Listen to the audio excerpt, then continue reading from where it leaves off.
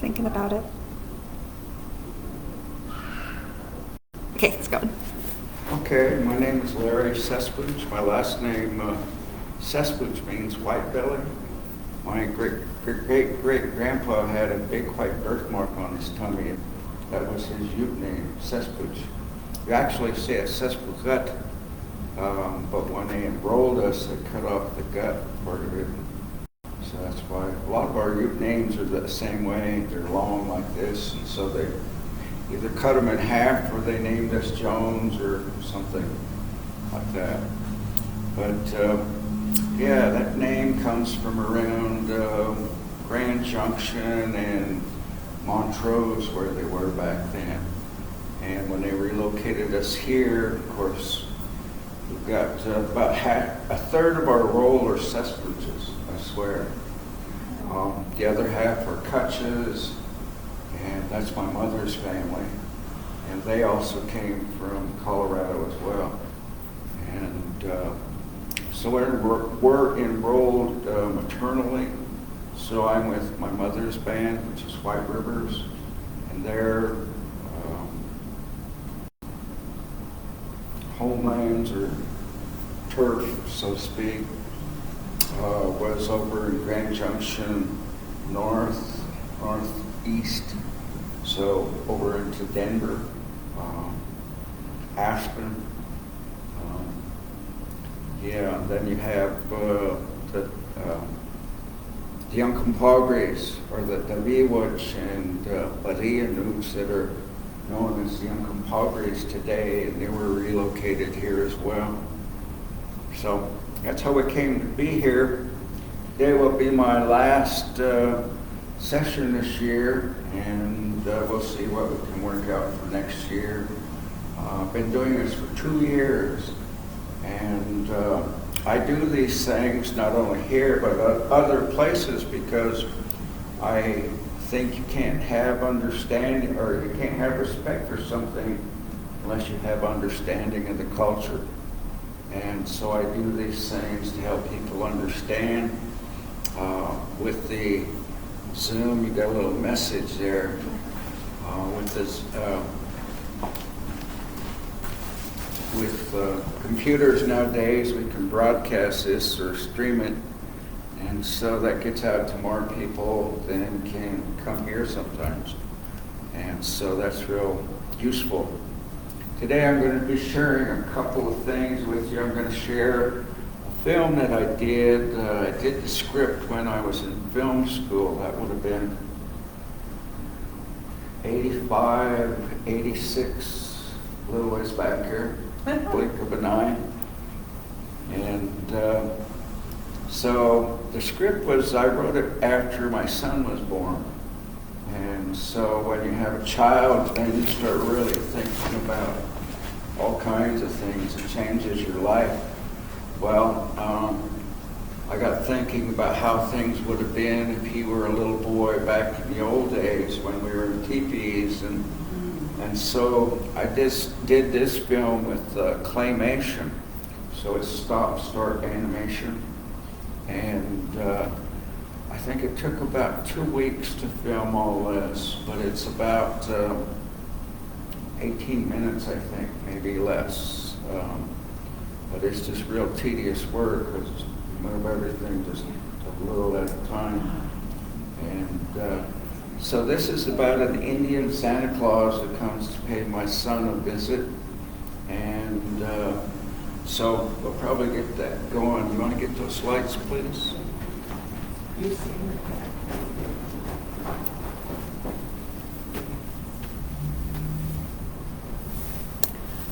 And whatever that message is, you got it again.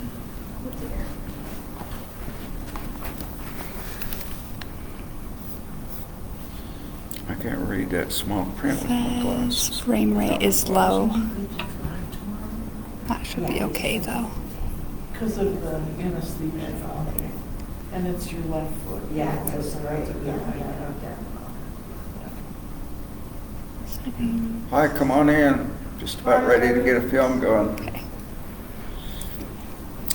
Okay. Glad you could make it today.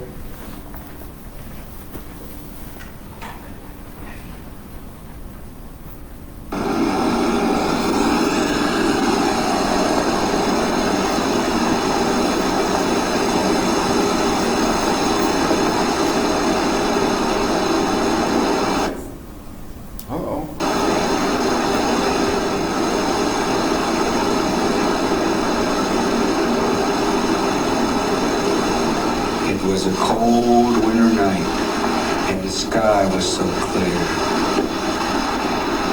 The snow on the ground sparkled and glistened. The coyotes sang their song as Sawab stuck his head out of the teepee to look and listen to the night. He seen one star off to the east that outshined all the rest, and the coyote seemed to be singing to that star.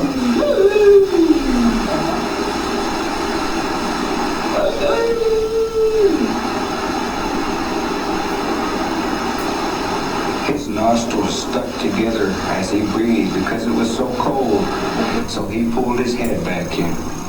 He looked around at his family as they lay sleeping by the fire in the center of the teepee. Seeing his sister, his grandma and grandpa, and his mother and father.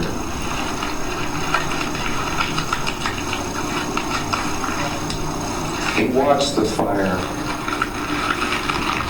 and the sparks that flew upward and turned into cold ash as they flew out to the top flaps. He was waiting for something, but he didn't know what. He was asleep like the rest of his family when a dream came to him. It told him, something will happen tonight that only comes to those that are good. And that's all his dream kept telling him. He awoke just thinking about what his dream had told him. After no ideas came to him about his dream was when he got up to look outside and listen to the night. Something will happen tonight that only comes to those that are good. That kept turning over in his mind as he remembered all the times that he didn't feel like going after firewood with his sister when his father would ask him, but would go anyway, and usually they would run across some animal relative who would put on a show just for them to make them laugh, and he would feel real good if he went after that wood.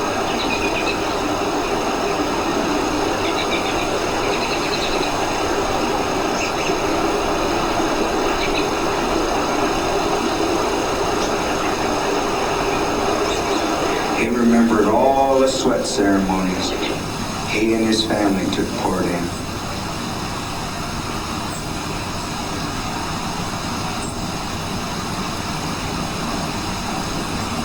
And how he was taught to respect his elders and everything, because they were all given to us by the Creator to use. He remembered the stories, the songs, and the dances that his grandma and grandpa had left him and told him. When off in the distance, outside the teepee, the sound of rattles shaking in rhythm, and a voice singing a song he had never heard before, he was scared, because he figured it was that time for that thing, good or bad, to come. He thought about waking his father, but maybe this was all a dream, and he would be shamed. So he crawled back under his skins and lay listening. Then the pace of the rattles slowed as the singing stopped. It seemed to be right next to the teepee. He pulled his skins over his head when he seen the door flaps begin to move. He thought, ooh, what can this thing be? His heart began to beat hard and fast, and there was a lump in his throat, when all of a sudden he seen a red-quilled moccasin step in from the crack that he made between his skins. He could smell smoked buckskins, a pair of leggings painted red with paint followed the moccasins. The figure had his back to Sawab as it took off the buffalo robe that it was wearing. This figure was kind of short and fat and would talk and laugh to himself. His whole buckskin would shake as he laughed and made Sawab feel comfortable when he seen this one smile and laugh. Sawab stirred under his skins from his laughter, and the man turned around quickly, looking to the corner of his eye at Sawab's skins. Then mumbled something and laughed to himself. Now Sawab could see this one good. In his red buckskin, moccasins, belt, and gloves was an old man with long white braids that flew from side to side when he moved his head. He had a smile which reminded him of his grandpa, but his grandpa was asleep just a few steps away, so it couldn't be him. This old man brought with him the biggest traveling bundle that he'd ever seen. Then Sawab thought, maybe he's gonna steal all our goods and I must be a warrior and protect what is ours. The old man laughed out loud as he heard Sawab's thoughts and reached into the bundle and pulled out some of the longest porcupine quills and laid them by his grandma.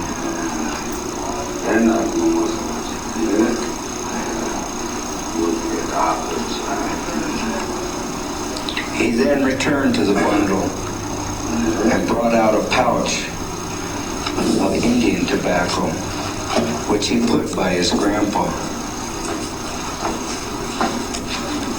Returning to the bundle, he pulled out an elkhorn knife and sweet-smelling smoked buckskin and placed them by his mother and father.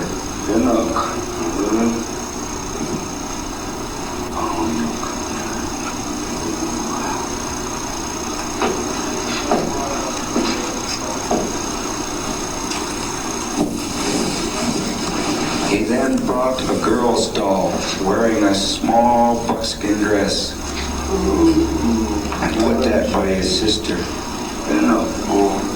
Then the old man moved towards Sawab's sleeping place. He squirmed deeper in his skins, but did it in such a manner as to pretend he was asleep. The old man had a bow and arrows that he laid by him.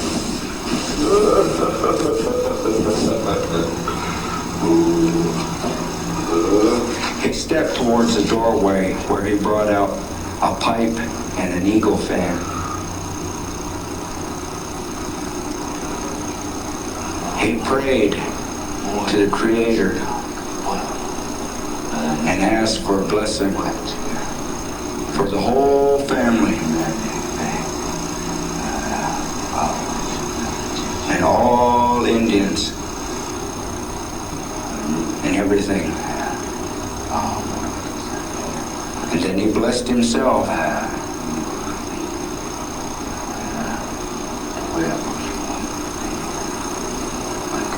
He put it down, presented the pipe to all the four directions.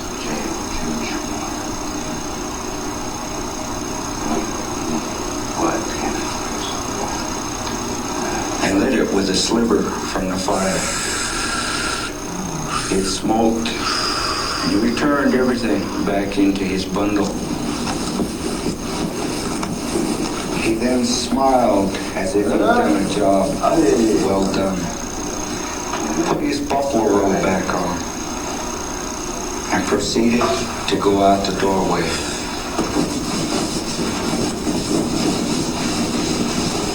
Sawab got up quickly as he seen the door flaps stop moving.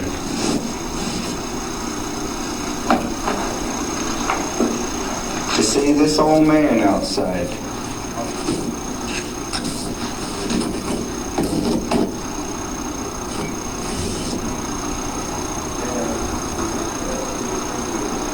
There he could see real good from the full moon and clear night. This old man was talking to some deer and was feeding them something and patting them as he spoke to them. They were the same kind of deer that were around their home.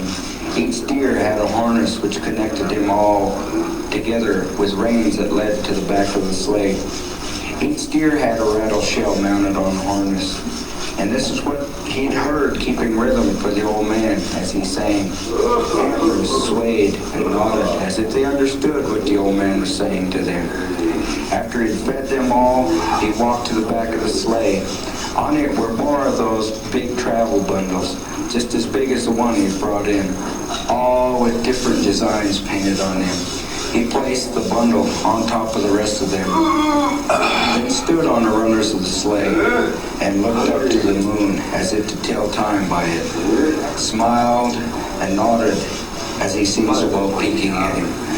He began to sing that song once again and lightly snapped at the reins and they all started moving in rhythm and him singing. Then he laughed real hard as he thought of Sawab watching everything and waved to him as they pulled away.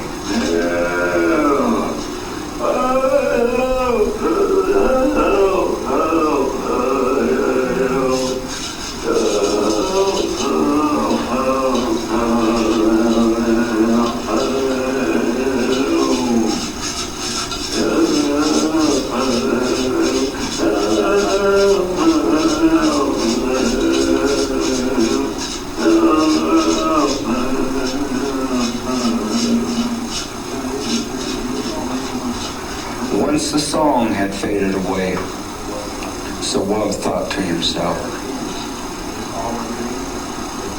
who could that have been? Was it all a dream? It seemed to take so long, but now it's all over. It seemed to go like that. He knew the old man knew he wasn't asleep and that he was peeking at him. Why didn't I talk to him, he thought. These kind of thoughts went through his mind as he looked at all the things that one had left. And he laid back down. He fell back to sleep thinking about all he'd seen and heard and holding on to that new bow and arrows that were freshly cut and made. But how could that be when the spring was when they made them?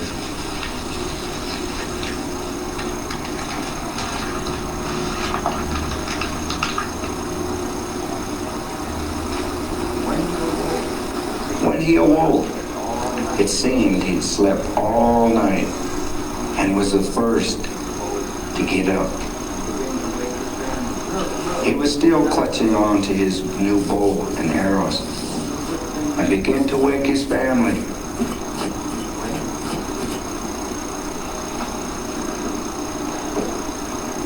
Hey, look, what I got and what's been left here for you.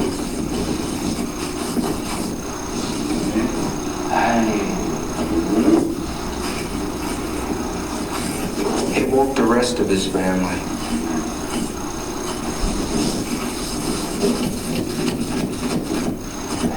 Look. He began to tell them what he'd seen and heard, and they smiled at his story.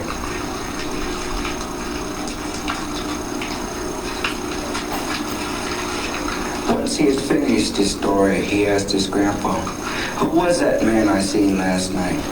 His grandpa smiled and nodded to himself and said, "He comes in the winter like this, and on the night like you said. That's that one good spirit that only comes to those that are good."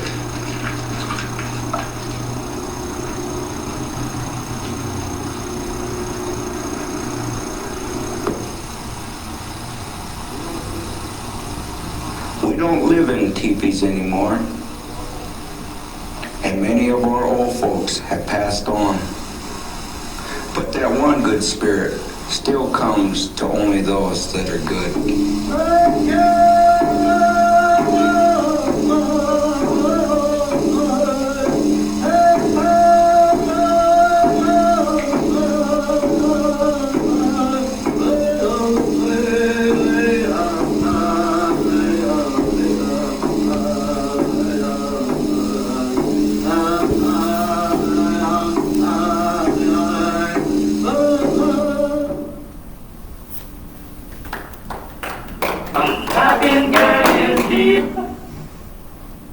Till I've been listening to Christmas music.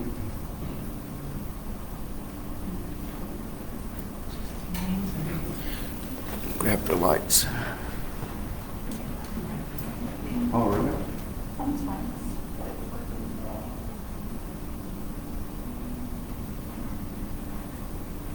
Right on.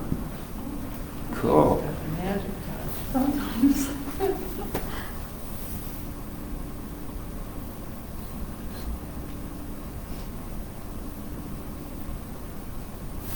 Who's Sage? Sage is my son. I thought so. Yeah. Yeah. And so his name in Ute is Sawab. And it's that plant that we use, the medicine we use. I brought it here a few times to show you. Yep. So it's named after the plant. He's named after the plant. And So yeah, you can see the technology from something today and way back in. I was waiting to see what the copyright date and year was, and I think it was 82 or 3. So, geez, almost 40 years ago. Right. And so it's gone through generations of years. And so you can hear that it's like any old film, they do what they call a bleed through. So one layer bleeds through the next, and as it gets older, so you want to try to preserve it as soon as you can. And these were in the tribes.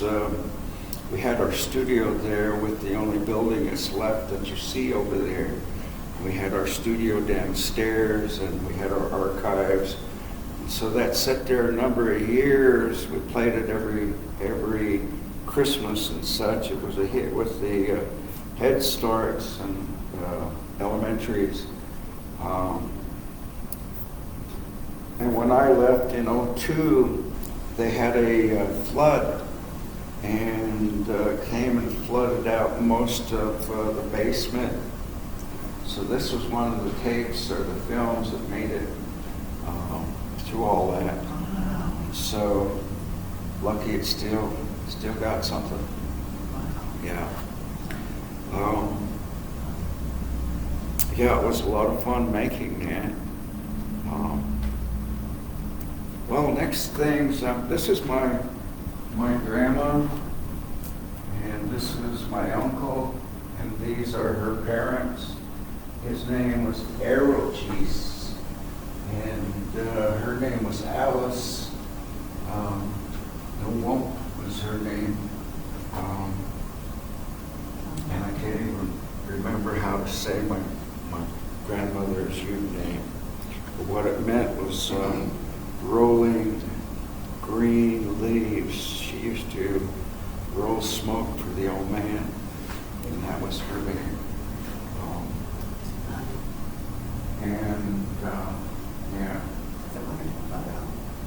Next things I'm going to share with you are some storytelling.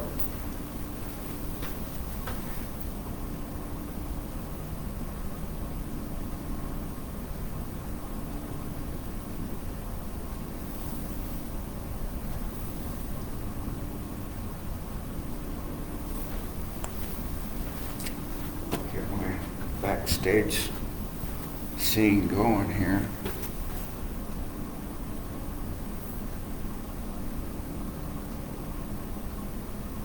Hopefully these disappear on the bottom.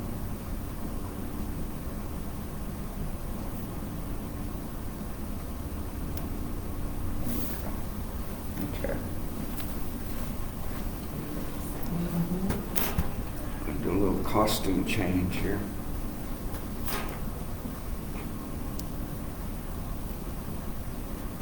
But all my storytelling, I think it's one thing to just tell a story, but you're competing nowadays when you're trying to tell kids stories. You're competing with the games and everything, so you've got to come up with something that's going to be different.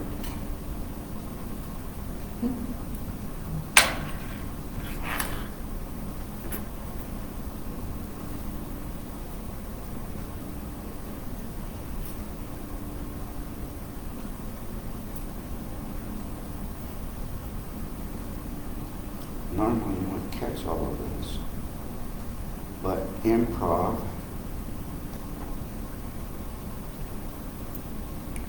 So this is a story how the bear, Wiagat, got his short tail.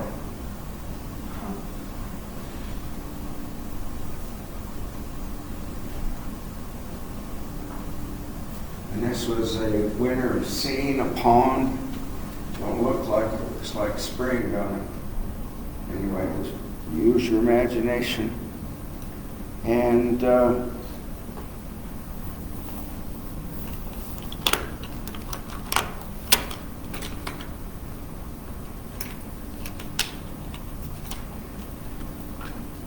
way back when, he had a long tail. He loved that tail. He used a mirror, and he would skate around the pond. He'd look at that tail, he'd grab the tail and kiss it. Oh, you're such a lovely tail. And he'd be skating around the pond, and he came across the fox.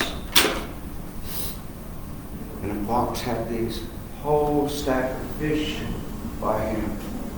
And he had a hole in the ice. And, that's what's going on. I got the wrong scene here. I'm thinking, this isn't right. It's beautiful though. We'll come back to it.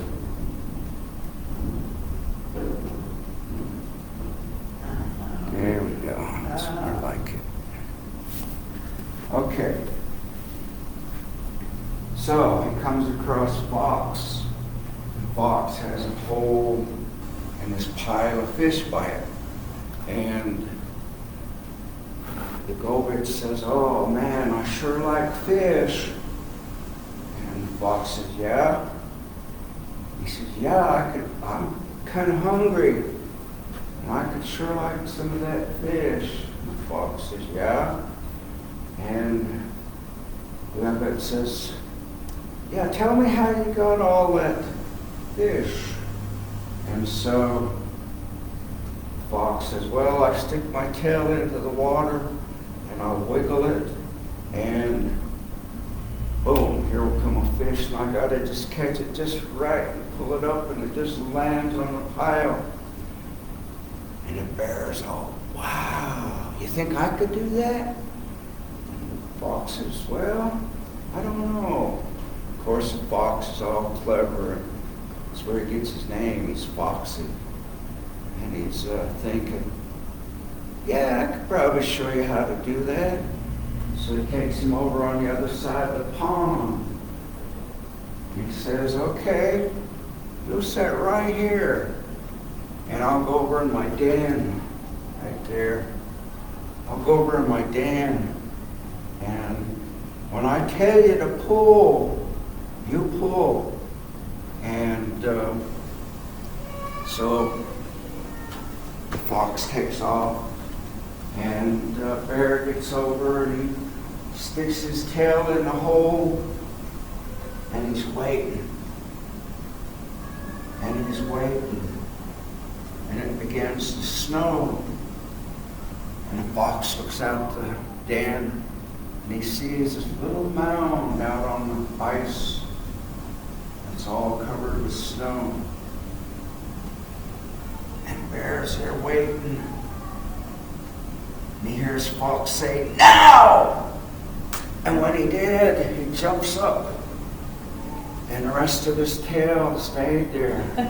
And all he had left was just a stubby. And that's how Bear got his short tail.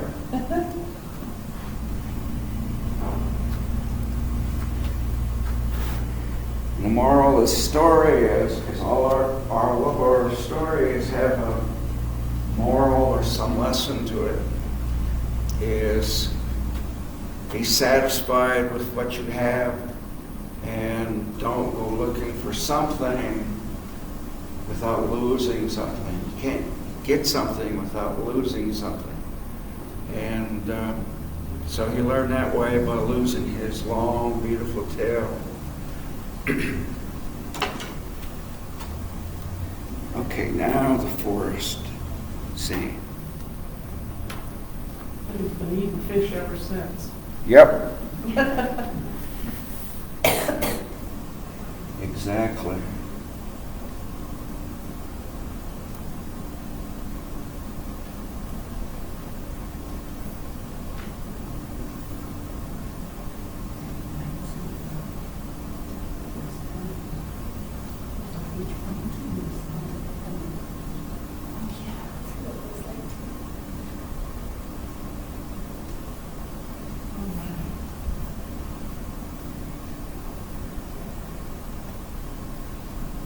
Okay, I'm trying to get rid of this screen.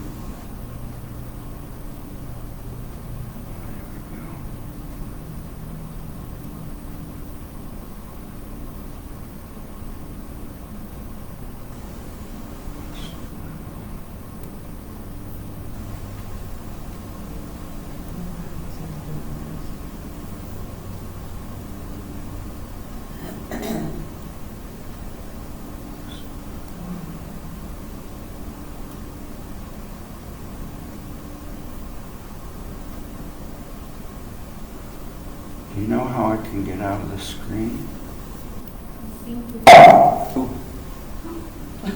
It's exciting. Yeah. If you're Sure. available. If you unfortunately have this guy driving over, Oh, okay. have your little, they just showed Right, okay, gotcha, thank you. Can always teach an old dog new tricks. Now there's a forest one. I think that makes sense, that we don't have to close with that button more. Just up on it, yeah.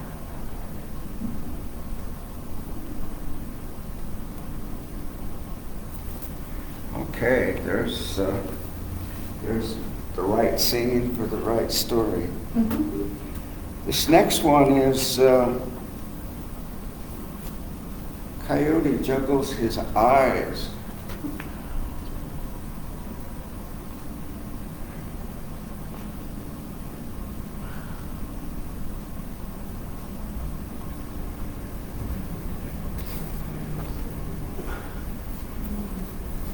People at home will tease me because we've heard about skinwalkers. This is kind of how skinwalkers do their thing. Skins, darn skins. But this is a good skinwalker guy. This is Coyote. And Coyote's name is Yagovich. Sounds Polish. So, in this story, Yagovich is watching the bluebirds, and he's watching them do something. And they would throw something up in the air, and they'd fly up and they'd catch them, and they'd land, and they'd laugh and laugh. And you watch them do this over and over. And he said, I'd like to be able to do that. So he goes over and he tells the bluebirds, how are you doing that? What you doing? And the bluebird said, oh, get away, Coyote. We don't want to show you. You just spoil our fun. Coyote said, no, I really, really, really want to know how to do that. He said, oh, Coyote, go on. He says, I'll do anything you want me to do. And they look at each other and they smile. Oh, yeah? Yeah, I'll do that. Anything you want me to do. So they said, okay, Coyote, this is what we're doing. We take our eyeballs out and we throw them up in the air and we fly up and we catch them. Oh my God. Coyote is looking, he's thinking, wow, you think I could do that? And I said, well, I don't know, Coyote. And Coyote said, well, I'll give it a try. And they're all laughing, waiting for him to do this. So he reaches in and he said, I can't get him. And he said, reach in real deep, Coyote. And he reaches in real deep and he pulls him out. And he said, okay, throw him up high, Coyote. And he throws him up just a little ways. And he said, no, higher, Coyote. He throws him up a little higher. Oh, Coyote, you're no fun. You won't be able to do this. You better just stick them back in your eyes. And he said, you can't even get the thrill of it unless you throw them way up in the air. So they were just waiting. And he throws his eyes way up in the air. And when he did, they swooped down and they grabbed his eyes and they flew away and they were holding his eyes. We got your eyes, Coyote. And he's there and he said, oh no, I can't see. And they're laughing and they fly away. And so he can't see, so he has to get down on his hands and knees, all fours to be able to get around. And he runs into little mouse sister. And the little mouse sister looks up at him and says, "Where's your eyes, Coyote?" Coyote says, those bluebirds, they tricked me and they stole my eyes."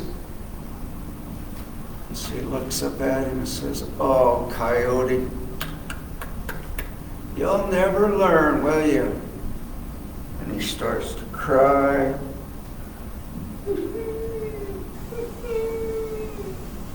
She says, "All right, Coyote, I'll give you my eyes." So she reaches in, she grabs these little beady eyes. She gives them to Coyote. Now he can see, but it's from her perspective. And everything's so big. And he's going, "Whoa, this won't do." And he's trying to move around. No, I can't live my life like this. So, make a long story short, he runs into a number of animals. And they all give him their eyes, and finally he comes into Buffalo. And Buffalo is looking down at him and says, "Where's your eyes, Coyote?" He says, those bluebirds, they stole my eyes and they ran away." He says, "You want my eyes, Coyote? Would you do that for me?" So Buffalo pulls out his big eyes and he gives them to him. Now he sticks them in. And he can see real good now. He can see 360. Whoa, panorama. And he said, "But this won't do. This won't do." And he starts to cry again. And he cries.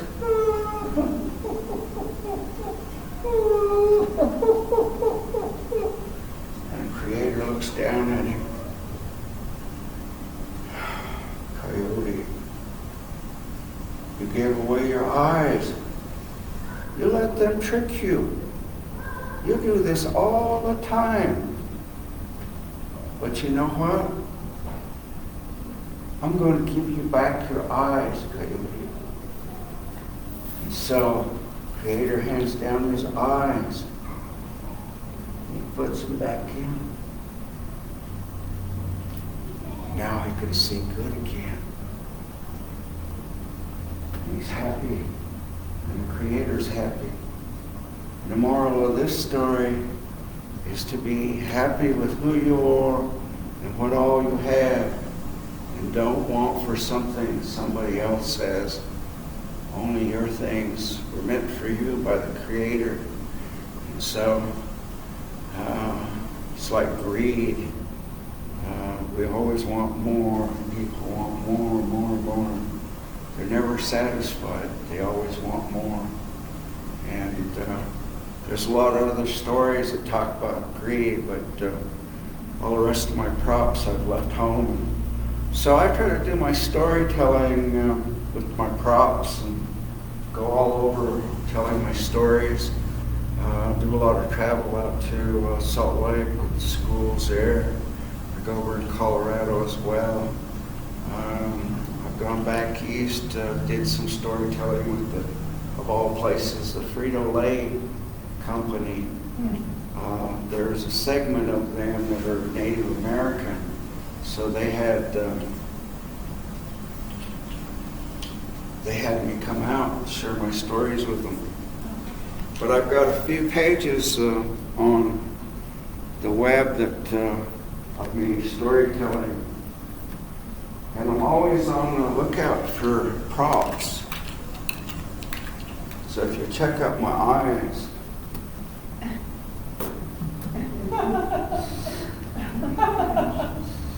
Those are funny. yeah. So I'm always looking for props. When I see them, I scoop them up and think, okay, when do I use them for for my story.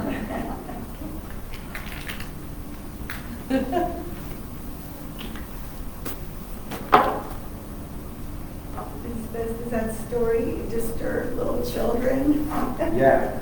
I was going to say, I don't think I would. Oh, they laugh when they see the eyes. Because when I do them, I roll them out there. And Wow. they kind of go like this, and then they see they're just fake eyes. Oh, my Yeah. I always use this little, what do you call it? Snowblower. Oh, I can't think of the word. Anyway, it's like in Wizard of Oz where she's looking in, Dorothy's looking in, Yeah. and sees the future. Well, I always tell the kids, you know, look in there. Each one of you are here for a reason. And you're going to see yourself in there doing what you're here for. And each one of you is different. You do something better than the next person. Those are your gifts. And you see yourself in there using those gifts. And that's your future. Storytellers use this globe for telling stories, and your story is in there. The rest is up to you to make it.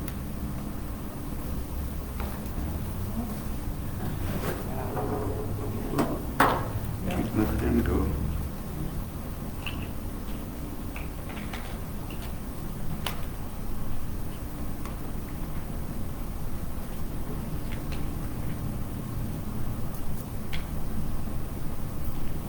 I even have my own applause. So it's been my honor to be with you guys for 2 years. And we'll see it works out next year. Maybe, maybe not. But I've tried to bring something that we do as Native people, and the storytelling is what we do. We call it Bosni Gapani. Storytelling. And a long time ago, a family we didn't have a big TV, big screen TV to come home to, and so you call in a storyteller to come be with your family, tell us stories. And the storyteller would come, you feed him, and then he would tell his stories, and you sat around, and back in those days, you didn't have popcorn, so you passed around jerky and dried berries and pine nuts. And that was your popcorn. And you listened to these stories, and the storyteller would tell his stories. And when you were all done, anytime anybody started to nod out and get a little sleepy, he'd say, okay, that's it. We quit. Time to get to bed. So everybody would go to bed, and back in those days, you let the storyteller stay with you. Then he left the next morning. And so that's how we did things. And so there aren't too many our people that tell us stories. There's a lot of nasty ones where are you people, you know, we're body parts. And we didn't see any shame in them. And so we talked about different things. Those aren't really for the public, just among the families, because they get it all and understand. But this is my little finale, and so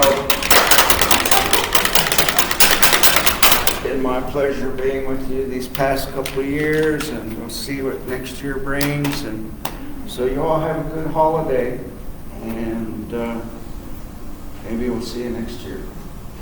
Oh, Mayor, thank you